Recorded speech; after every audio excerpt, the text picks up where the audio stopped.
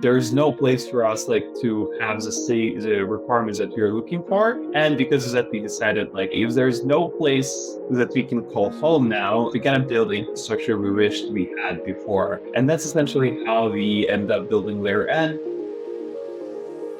Really want to dive into how you look at the community aspect. I think crypto functions in a way of social consensus. And so you can't really think of products in crypto without thinking about that aspect. This is one of the most, if not the most important part of the company. Go a little deep in the kind of conversations you had with VCs. The way we pitched resonated with a lot of people because we didn't come up with another purely philosophical idea of what we're building is good, but more hey, here we built before, we know the issues, we know the problems, and here's how it can be solved. Before we begin, please note that the content provided in this podcast is for informational and entertainment purposes only. It is not intended as financial advice. Any decision you make based on the information presented here are at your own risk. Always consult with a qualified financial advisor before making any investment decisions. Now, let's dive into today's episode. This is a conversation with Dima, the co-founder of Layer N. Layer N is a forthcoming execution environment for Layer 2 networks and launched the first phase of its testnet deployment in April 2024. Till now, it has raised $5 million co-led by Peter Thiel-backed Founders Fund and Kraken Ventures, among others. Layer N connects multiple rollups in a seamless network called StateNet, making blockchain transactions faster and cheaper while feeling like one unified system. Listen to Dima about how Layer N is different, probably the first question I asked him, and his founder journey, plus all plans and the product roadmap for Layer N. I'm Diksha, you are listening to Web3 Quest. Enjoy the conversation.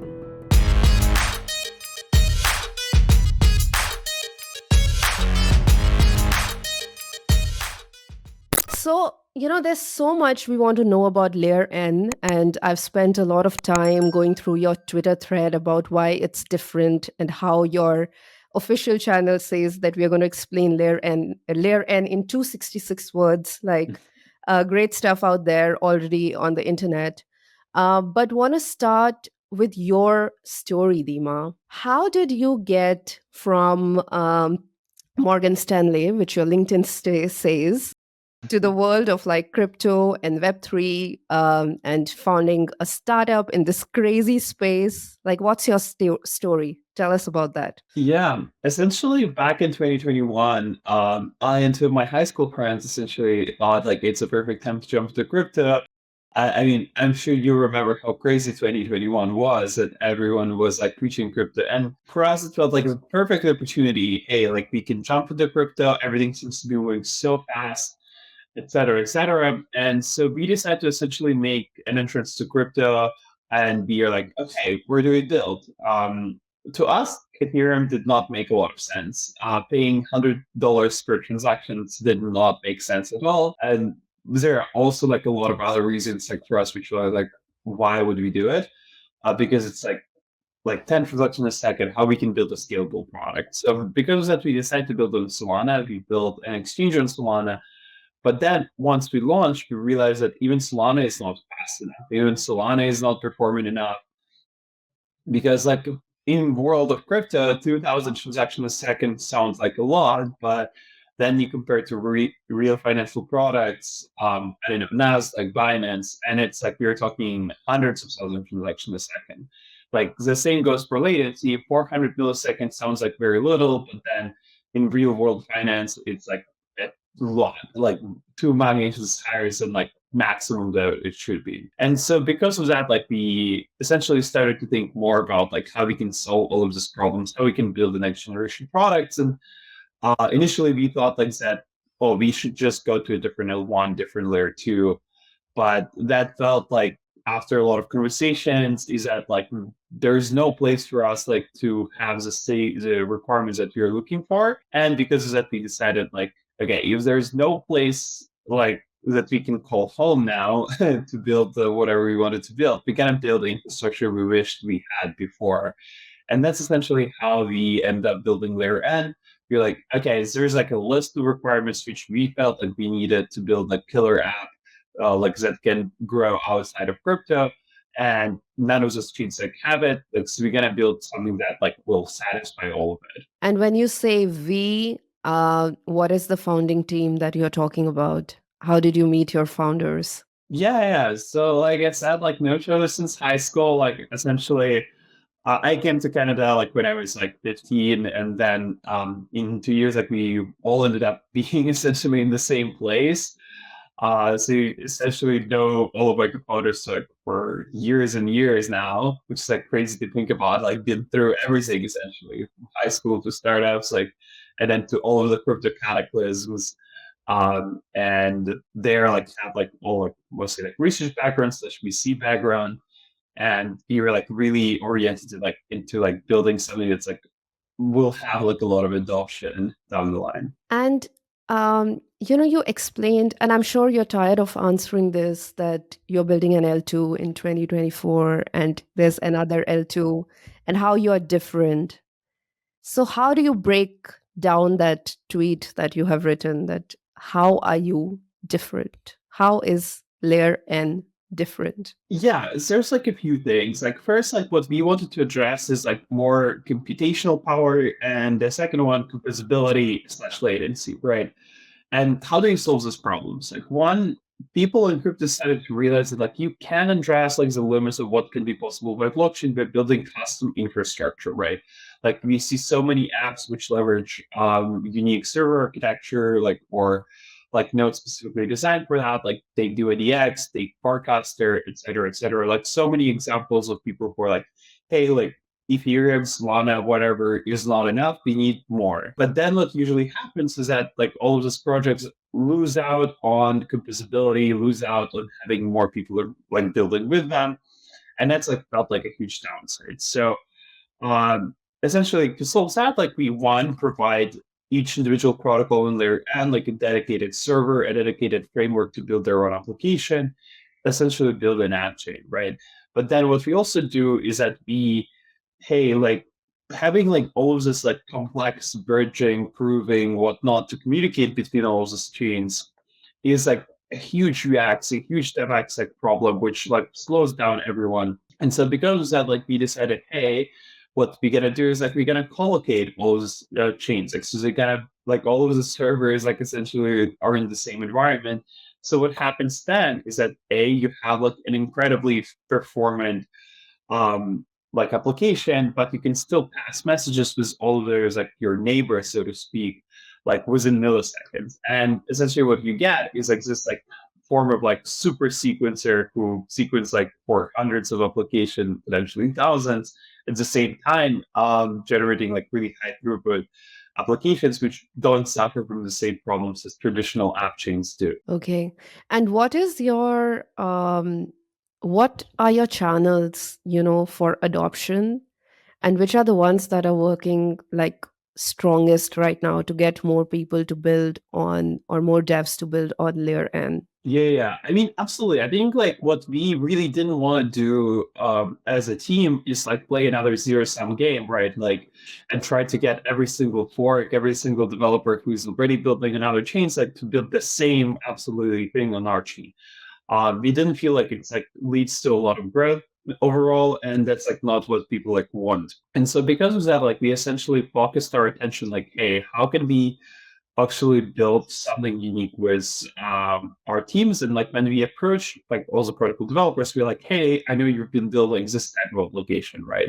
Like, and this type of application can be 100x better by layer end, like by leveraging our unique tech stack, by leveraging our unique framework and all the features that we provide. So in the end, like we approach people not with this idea like, can you fork your thing and go to layer end, but hey, can you go to us and build like this something completely new? Is this some application or protocol which is like differentiates and like provides 10x improvement in performance, etc. And what would you give as the most, share as the most exciting use cases or dApps that are built on layer N, if you have to list around 3 to 4? Yeah, I mean, for like recently, we've been primarily focusing mostly on DeFi because we felt like that's like the best catalyst for ecosystem to grow. And so on DeFi, like I can start like small first, like okay, we obviously have like DEXs launching to provide like low latency, like high throughput order book solutions like comparable to centralized exchanges. But then what's built on top of those dexes, and it's a lot of protocols which leverage this environment. So I can list out, like, for example, you can have like a market making rollups which provide liquidity directly on exchange at really low latency and like high frequency, providing really deep liquidity. So that's like one example. Like a second example is like options exchanges, like who essentially provide liquidity to use liquidity of the DEX and then leverage that like to essentially build like their other offering. We also have someone who's building advanced structured products, who's leveraging lending protocols within layer N, as well as like options protocols to build a very complex primitive on top of us. And have a bunch of other like trading vaults, trading agents, so to speak, who live in this environment. And like outside of like layer N, it would actually be pretty difficult to achieve, because like you would have like all the issues around bridging, around frequency, around performance, right? Like right now, like the most sophisticated model to provide liquidity on blockchain is like AMM, which is like terrible because of all the permanent loss, right? Would you refrain from calling yourself like a DeFi L2 only, or would you say like you're across all of it? Like, Yeah, I think like a lot of like initial protocols start out in DeFi, but that Mhm. was more like strategic decision, like because we saw like so many ecosystem before, like, hey, you're gonna have like this 5 protocols in this section, 5 protocols in this, et cetera, et cetera. What it leads to is that like why there's like this ecosystem where it's like there's everything but there's nothing, right? Because like Mm. the attention is not focused. But I think like DeFi L2 could be accurate for like maybe like a few 2 months of our existence once we go Mhm. live. But our our goal is essentially to grow beyond that, and we already started to chat with like gaming projects, with like RWA, etc. Because like all of what we're building is like equally as useful, not just for DeFi applications, but also like for other applications as well. And that's essentially like our goal is like to become the de facto primary infrastructure layer for everything. And it makes the most sense like to chat with like more protocols out there. Yeah. No, I mean, I asked this because we also had James Ross from Mode Network Mhm. recently on this podcast, and they particularly just focus on like they even call themselves like a DeFi modular L2. And then we also had Say, which also started with like DeFi, but they pretty much like expanded into a lot of other projects. So if I have to ask you for any developer listening right now, like what are the kind of use cases or projects you would like to see outside of DeFi building on layer N? And as a founder, it would make you very excited if that happens. Yeah, I mean, definitely. I think, like I mentioned, gaming one for sure is that like if you feel like what we offer, like ability to code in other languages other than Solidity and Rust, like would be really useful to them. I think we also as a team spend a lot of time chatting with different regulators, different hedge funds. So we're really excited about what's possible, like in a more traditional financial world, with what we're offering. So I think like we're really excited about that. I think we started to also chat with like some decentralized Yeah. social. Like those terms are now interchangeable at this point, but I think like that like area is like also really exciting about like what's possible with like the seeding stack.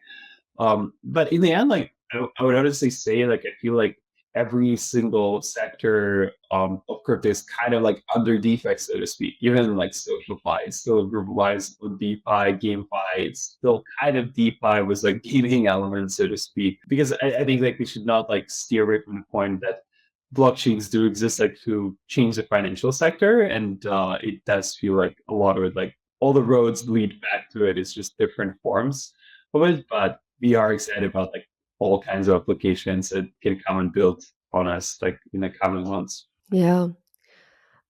Let's go back a little, like let's rewind the layer N story and go to the article of September 2023 that was published in Fortune Crypto.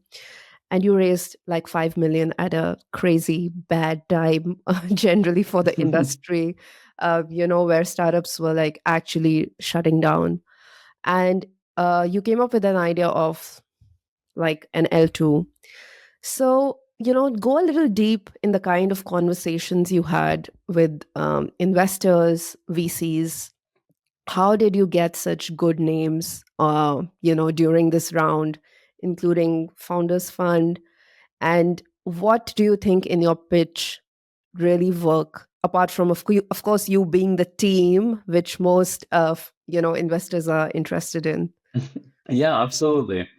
I mean, we've been through so much while in crypto, right? Like we've gone through all of the collapses, all the cataclysms, all the issues. And I think by the time like that we started raising, like our mentality was like, hey, we are pretty sure that this is how crypto should work. This is like pretty sure like how everything should work out long term.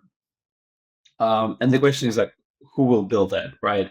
And I think like when we started raising, like we obviously expected like, yeah, it's summer, like I think it was June, like we're not gonna raise much money in this environment. No one believes in crypto, yada yada.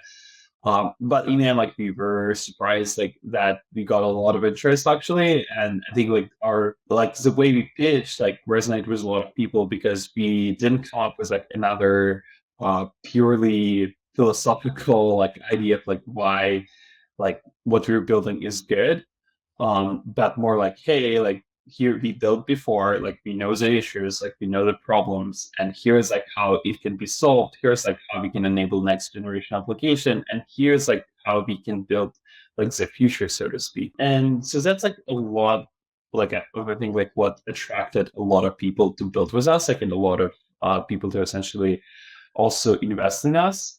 And that's, I guess, like our differentiation point is that like, yeah, we cared a lot about like, hey, what we're building, why, and like how it's gonna actually work, right? Are you based in San Francisco? Yeah, yeah, based Okay. in the Bay. Okay. And have you always been there, or did you move there, or No, it's been pretty much like a crazy story of moving around the world like for past like Mhm. 30 years. We've been here for like 5 months, which is like the record, honestly, in terms of like where we've been. I think like over past 3 years, like being in SF, being in Europe, being in Asia, meeting people across the world. But then, like by the time this year started, realized that if you really want to ship something this year, like we gotta be in the same place. Like it's no longer time like to be going from conference to conference, exploring different projects in different areas. But it's time to actually start like doubling down on shipping products while the market is like hot, while there's like a lot of users who want to try things, and it's absolutely crucial for us like to go live with it. Yeah, I think this is like a question I always ask, founders, especially based in SF, because there's almost like this FOMO if you're not Mm. in SF and you're building tech and you're okay, now this is a Web3 podcast, so you're building Web3. Um, do you think that it helped you specifically to work uh, from US, being physically present there? And if yes, what is your advice to founders who feel that they have to spend time there to actually, you know, grow to the next level? Yeah, yeah. I mean, it's surprising. I think like you say this about a Stamford, which is like feels like in crypto, New York is the city, right?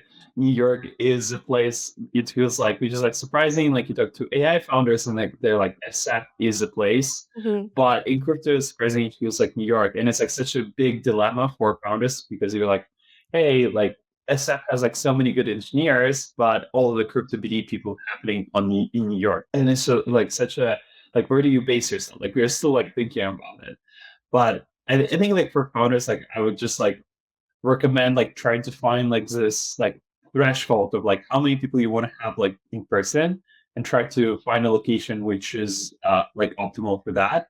And I think what's nice about crypto is that like I would say you actually don't need to be in like the hottest place like for BD or for connections, because like of how online crypto is, how everything is happening there. What you care most about is like be closer to your team, be closer to people like that you're with. And that's like how we think the most about like right now. And I think like that's like what I would say like founders should optimize as well. do not chase like big cities, just like figure out where like you have the Mhm. most people in the same place. And like that's like how you would go down essentially. So, okay, yeah, that's a good one. That's a good one because this is a very common question. I think it comes especially when they're looking at raising funds and they're looking at partnering, and they usually say that okay, we are going to go and spend like time in SF because that's where like most stuff happened. But okay, you're saying New York in terms of like crypto. Tell us a bit about the partnerships that Layer N is doing, specifically, what do you call it? The liquidity program for 20 million with Amber. So, what do they mean for you, and what is like the idea behind this? Yeah, I mean, essentially, we thought a lot about like how do we attract top people to build on us, and like what do people care when it comes to building on different chain. And what we realized is that like a lot what people care about actually in the end is not, let's say, like, oh, what's like how many people ecosystems are building in you, right? Like what's kind of text like you're using. And essentially, like what we realized down the line is that like reality is that people cares the most about not that, but like they care most about the liquidity and users, right? And we are like, okay, what we're gonna do before launch? We're gonna focus the most on attracting like liquidity, and like we decided like we're gonna work with market makers, like and chat a lot with them, and like make sure that like once we launch, we have like liquidity, and that whenever there's a projects coming to work with us, like will actually talk to us and realize that hey, like we are not like set like talking like about things that they don't care about, but you actually like sit down with them like, hey, we understand like what you care the most about, and like we can provide support in that front. And that's like how we thought about it. Like we thought like it's super crucial to start working with a market maker early on, and like it's super crucial to onboard them early on. And that's essentially the idea of liquidity programs. That's the idea of like bringing so many people on that front to essentially support projects the most. And that's like what we wished we had like essentially we had like envisioned like for our ecosystem the most important thing to do. Congrats on that. So that's a great partnership. And what do you think would be your focus like for the next 6 months with Layer N? Probably this episode will release like in a month. So yeah, probably 6 to 8 months. What's going to be the focus of Layer N? And are you hiring for people Yeah, looking I for mean, jobs? we are actually planning to release much earlier. Like we are thinking of releasing our mainnet like this summer. And so that's like coming soon. And I think like over the next like 6 to 12 months, like we're gonna have multiple chains launching on layer N. And I think like we are like looking the most towards like the launch our ecosystem, like finally seeing the fruits of our work and like seeing everything launch. So that's a notch prod, like looking forward to all of this. I think like in a parallel, like we are always looking for people to join our team. I think like right now we're looking for killer Rust engineers like who can be working with us like on one front. And the second part, I think like we're looking for more teams to build on us, right? If you're stuck with like boring protocols, if you want to like build something like completely new, something really modern, and like that's not possible anywhere else, like you should definitely reach out to me or anyone else on our team and start the conversation going. Okay. Yeah. I mean, mostly protocols have this focus of, getting more people to build on them. How do you make the case um, that people, of course, there are the advantages that come with the technical advantages, but what is the other kind of backing that probably the Layer N team would give to a project that is building on Layer N? Because a lot of entrepreneurial developers, I mean, of course, they love the tech, but also, they need a lot of support outside the tech to take their project like long term. Yeah, yeah, absolutely. And I think like the biggest advantage like building a layer and like working with us is that like we are not yet another team like who spend like years of like research and never like touched blockchain products before. We not only use those products, we also like actually build those products before. And so when it comes like to people like who we talk to, like what I think a lot of people like is that like, hey, you understand like that. We understand the product really well and speak their language, right? When we offer support, um it's not empty words. It's like literally talking about like how we can make exactly their project better. We're not shilling our tech for the sake of but and saying this is like the future of blockchain, we actually telling them like, hey, like here's like how we can leverage XYZ to make this thing happen. Here's like this and this. And that's like one like I think approaches it like when we are trying to support them like with marketing or liquidity resources, like we actually talk a lot about like, hey, like concrete ways of helping them. That's like one thing. And the second one, I would say like everything other resources like in our possession is like all about like how we can grow our ecosystems the most. Like we just like touched upon like liquidity program, right? Which is obviously like not a lot of teams are working on it. Not a lot of teams are actually providing that directly. And that's like what we focused on a lot, for example. And so at the end of the day, right, like you come to Layer and you get the best stack, like you get support in the areas that matter, and you work with people who are not disconnected from the space, but also care a lot about like what the end user is using, what the end product is going to be. Yeah, I mean, that makes sense. That's probably, a good approach to look at it. Do you have plans to launch a token? That's can't say yes, can't say no. I think like in the end Okay. of the day, there's like a lot of like we think a lot about the network and like decentralization, for example, like how we can uh make a healthier case, like a healthier like ecosystem, like how we can manage all the like upcoming like bandwidth like in a better way. So for example, like we like think a lot about the problem around like, hey, what if we have like thousands of chains live on layer N? How will the protocol function? Like that would need a lot more mechanisms behind the scenes, like to make sure that everything is sustainable. But that's me like speaking very like high level. Like Hmm. I would not share any official information, so to speak, on that topic. But Okay. we definitely think a lot about like how we can grow sustainably over like course like 5, 10 years, like and what are the like required mechanisms for it to work are. I mean, it's always interesting to ask, to talk to projects like who don't have a token yet, and what are they thinking. So, you as the founder or probably co-founders, how involved are you in the community, like on a daily basis? Where are you managing this community? I mean, crypto is like sort of infamous that communities are driven by like airdrops and uh incentives of these sorts.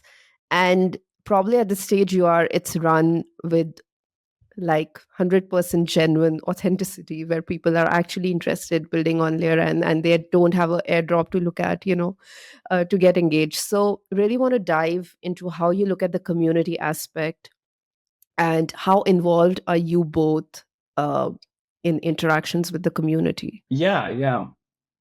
I think like when you think about crypto, is that you can have the best stack, but I think crypto functions in a way in a social consensus, like such economical one. And so you can't really think of products in crypto without thinking about that aspect. That like why we like in theory, if like there's no social consensus around Bitcoin being valuable, it would easily go to zero.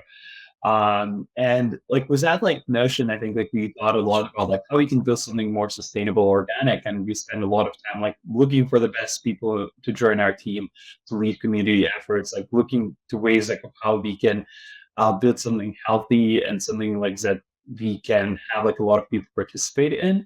And based on that, like we essentially decided like, hey, this is like one of the most, if not the most important part of the company. So we should like take a really deep look into how like we can actually build something like really great within our community. Obviously, you see like a lot of people like suffer from like airdrop farmers nonstop. But I think like that's like not what we're prioritizing. We're prioritizing building something like for like healthy, not to abuse users, like so how some projects do, but really figure out like a way like how we can build something like that long lasting. And there's like plenty of examples, like just this year alone, like you can take a look at Monet, how they did and build like something from 0 to 1 essentially on that front, and learning a lot of this lesson and applying directly to build like the best community out there. What do you think have been like the um, you know yeah, I'm thinking how to frame this properly. The most significant milestones in actually building the community, like you started from zero, and then when did you realize that people are actually interested, and now you feel that it's shaping, like if you had to pinpoint the milestones? Oh, it's I would say it's like I think like one thing around community, it's like does not happen overnight, right? So Yes. would not call like it's hard to think about milestones. I think like you can have like people rally around like a new token, new NFT over a day, but it's not like Mhm. really that good. I would say like an accomplishment for a lot of people. And how we think about it is like more of like, yeah, you got to spend time on nurturing it. You got to spend time on actually building it out. You actually got to spend time. And so like you might not see immediate results like day one, day two, whatnot. But over time, like you could see real growth, and that's like I think like a lot better outcome essentially than like like trying to move quickly with that because like then you don't build like loyalty, you don't build strong community. It's like something that built so quickly can fall apart like just as quickly. How many projects are building right now on Layer N? I would say we have like 50 plus teams like we're interested in launching in our EVM chain, and we Hmm. have around 10 chains like launching in the next 6 to 12 months. Cool. So yeah, it feels like a lot. Yeah, yes, yeah, definitely. Especially when you just it's still a very new project. So yeah, my train of thought just went all the place. I was going to ask you a question. So will you be raising more capital? Are you looking at raising? I mean, I don't know actually how expensive it is to build an L2, and what is the kind of capital it needs. Yeah, I mean, we are thinking about it, but I think like our primary goal is to essentially launch and like go to market, go live, etc. And that's like where all of our focus goes. And for now, like we've been really looking towards that. And that's like how we've been thinking the most about like for the past few years over time. Like and obviously like yeah, I think it's something on top of our mind. I think like given the pipeline, we want to get more teams on board, but we'll see like how things play out. Like definitely not the focus. Like we have a healthy runway either way, and try to move rather fast and be pretty agile. Cool. And you started building on Solana, and then you moved to Ethereum. Is that correct information? Yeah, it is Okay. correct. I think like we essentially built on Solana because we were looking for something like layer N, and then decided to essentially build layer N. And it felt like building rollups on Solana was like a bit too contrarian, one might say. like and we ended up like shifting our focus to Ethereum and like essentially wanted to build something we wish we had and we thought we had with Solana. So how were you attracted to Solana as the first choice? Like, what was the motivation at that point? Yeah, I mean, we came to Solana in 21, and when we looked at the space, like you as a newcomer, go look there, like okay, like you look at protocols which have like 10 transactions a second, like a few Hmm. dollar fees, right? Then you look at Ethereum and it's like magnitude worse.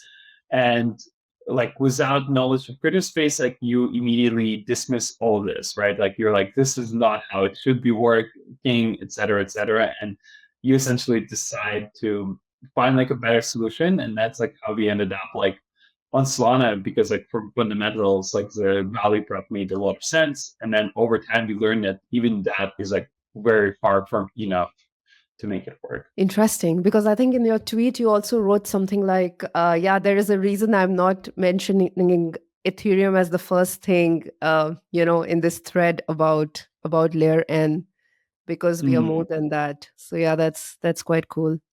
Okay. Yeah, I mean, our purpose is like really like I think Laravel can work anywhere, and like the goal is like to enable like use cases. And I think like Mhm.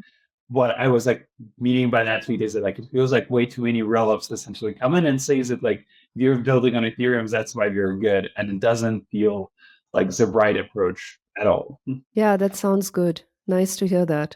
Okay, so I think we are done with most layer and stuff, and now we have rapid fire to ask you to get to know you like a little better outside your work life or probably related to your work life. Okay, so first question: do you like to follow a routine every day, or is your day like very flexible? Oh, I feel like in general, I gravitate towards like having some form of routine. Like, you want to have like gym time and everything, but it feels like every few weeks, like you have like a huge, like, work hackathon, so to speak. And essentially, you're like, okay, like you can't do the routine. Like you have to wake up early, or like you have to work until very late, and so like all it goes to drain, and you have to rebuild it again, and then like do it again. Like it's nice, like how you have like suppose like, oh, like I follow this 6 minute routine every single day, and you're like, well, I can't do that. Like tomorrow, like I have a call at 7 a.m. because I'm calling like with XYZ Mm. country, and like next day you're like, I can't do that because like this time I'm calling with Asia and it's like at midnight. And like a lot of this like things like definitely happen a lot. So I think like you kind of have to avoid being perfectionist like in the startup world. Yeah, story of remote companies. Okay, the second one. How many times do you work out in a week? Like gym, sports, whatever you do. Yeah, I think like I usually tend to like work out like when the routine is in place, it's gonna be like 5 days a week. Okay. When a routine is not in place, unfortunately it drops. And that's the pain. Like I look at like my gym app and it's like, oh, like this month has been great. And then like in the end of it, like you realize like, okay, no time. And how many hours do you spend on calls every day? Oof. Today I think like I have like 7 hours of calls. Wow. Yeah. But it's not always like that. Sometimes like it's like 3, 4. Uh, But yeah, it is sometimes brutal. Wow. Okay. Yeah, that's record breaking. Never heard. Yeah, I don't think I've ever had 7 hours, but cool. Who is that one entrepreneur founder that has profoundly influenced like your perspective? Mm, that's a difficult question for sure. I think like when I was younger, I like it's got to be very like very typical answer, but like Elon Musk for sure. I think like I respect a lot that approach of like, hey, he built one startup, then another one, instead of like build a startup, became VC or retired. And it felt like okay, he built like not only one thing but like a dozen successful things out there, and it clearly like he followed like trying to build something like very long lasting, something that's like got to be useful long term. And that's like was definitely super appealing to me and felt like an amazing example like to follow. That's like one thing. I think in crypto, I definitely like a lot Brian from Layer Zero. Like I think like the way they execute is like exceptional, and very few teams that actually are as organized like as focused as Layer Zero is. And also like I would say like Anatoly from Solana, like for sure. I think like there's barely any one of the founder who's like so down to earth and is like willing to engage with like criticism with negative feedback and deal with like hundreds of people essentially spreading misinformation nonstop. And he's always like willing to engage like from a very like grounded point of view, willing to debate people in a respectful manner. And you see very little of that in crypto. I usually see like a lot of like one of the founders like putting a crown on their head after mainnet and like staying away or like straight up like attacking people. Um, but that's like definitely like something that like would rather follow. Wow. Yeah, I think we should get them on these podcasts, on this podcast, probably. Yeah, those are two very good examples, and they haven't been on this podcast. So thanks for the recommendation. Which was that, like, I don't know how much you're into reading, because also you're like so busy, but is there a book you recommend to all founders? I feel like what was funny was that I would really like the book Shogun before actually Okay. like yeah. Because like I think like Shogun before the show like was my favorite book, and I felt Mhm. like a lot of like the series by James Bauer books like Shogun type they are actually really really good. Like so I always like recommend them because I feel like they give like a very different look on people. Like they tell about stories about people like who are trying to do hard things as well.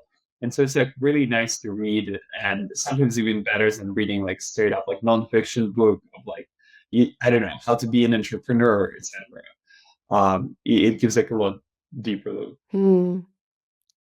Yeah, that's a good answer. What do you think is the most important quality a startup should look in the first hire they make, besides like the founders, the first hire that they make? Yeah, I mean, I think like whenever you make the first hire, you should think deeply about like, hey, is this person is gonna be with you for next like 5 to 10 years, right? So you gotta think a lot about that question. Is like, yes, like maybe he's great right now, but you gotta ask yourself, like, is he also great in like 10 years? Is this person also great in like five, etc.? And like, what qualities are you looking for, like in him, like for the long run, right? And that's like I think it's like something that's super important and underappreciated by a lot of people, because like people try to move fast and then realize like, hey, I got the wrong guy way too late. And so you do want to, especially like another part is like, which is natural, like, yeah, think about the hiring more like long-term oriented people, someone who like cares about what they're doing. Because if you hire someone who's just there, like let's say only for the money, doesn't care what he's working on, and just Hmm. trying to exit, it's like will probably lead to problems and misaligned incentives from the get-go, and you will end up working with someone who might not have the best interest of the company or the product goal network in mind, and the same comes like to users of your chain. So that's like I guess like another thing. Yeah, so date properly before jumping into the relationship. Yeah. That's actually a really good way to put it. Yeah. Okay, so one last thing. Which do you think okay, I'm thinking which one to ask here, because usually the last one. Okay, I'll ask this. So, in an alternate universe, which profession would you choose if you could be anything? Well, I think I would be a founder of like a brain neurally, like not neurally, but a brain tech startup. I think like that's what I would do. But if I was not a founder, I feel like I would be probably an artist of some sorts. I think Nice. like I would choose that. I think like part of the reasons like why I always wanted to be a founder is like having the liberty to create, be creative. So I don't know, maybe I would go down like a career of like a writer or painter, but it also like a very dangerous career right now, like where it feels like you gotta get automated or already automated. But uh, if you're like strictly working in terms of like talking about passion, etc., like probably go down that route. Nice. So, what kind of artist? Do you have anything specific, or did it be music, or just like art, like I painting? think Yeah. I think probably I would go down like writing, because like I used Nice. to write a bit when I was like a kid. And yeah, I don't know like what exactly writing a book or maybe being a screenwriter or director, that could be really cool. But in another life. Yeah. Yeah, book you can definitely write. I think once a little later, once you have more probably related to this or even fiction. So you're a crypto founder, you'll retire early, you'll make millions. You don't need to worry. So thanks, Dima. It was so much fun talking to you, knowing more about Layer N, knowing, getting to know you a little better. We look forward to all the amazing things you're going to do at Layer N and going to follow all the projects. Thank you for taking out the time. No, it was a pleasure. Well, pleasure to be here. Thank you for having me, Diksha. Thank you.